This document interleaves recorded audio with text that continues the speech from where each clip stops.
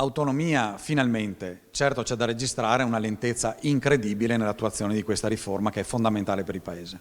Autonomia, molto è già stato fatto, tantissimo è stato detto. A questo punto manca un piccolo passo per il governo, che è un grande passo per la riforma. Domani il disegno di legge viene sottoposto al Consiglio dei Ministri. Gli imprenditori veneti, abituati a essere concreti e pragmatici, guardano a questo iter politico e burocratico come a un termometro dell'efficienza del sistema.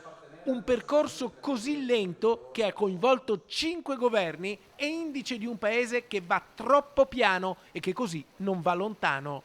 Serve un cambio di marcia e finalmente dopo 1900 e tanti, troppi giorni, qualcosa si muove. A fine gennaio la Regione Veneto è andata in pressing perché il disegno di legge sull'autonomia fosse inserito all'ordine del giorno del primo Consiglio dei Ministri utile. Ed ecco che il gran giorno è arrivato. Questa è un'ottima notizia per chi come noi veneti abbiamo sollevato il problema anche in forma ufficiale, formale con un referendum assieme ai concittadini lombardi ai quali poi si sono aggregati anche altre regioni. Oggi, dopo 102 giorni di governo, il giudizio delle aziende e degli imprenditori vicentini e veneti è positivo, ma molta strada resta da fare. Noi di Confimindustria abbiamo sempre suggerito quali sono le vie di uscita per riprendere una normalità produttiva.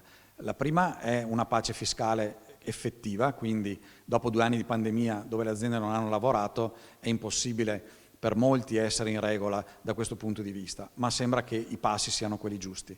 Poi una riduzione delle aliquote fiscali per tutti i cittadini, imprese ovviamente incluse, e poi un rapporto con la burocrazia che sia molto più semplice per dare slancio di nuovo alla crescita del PIL.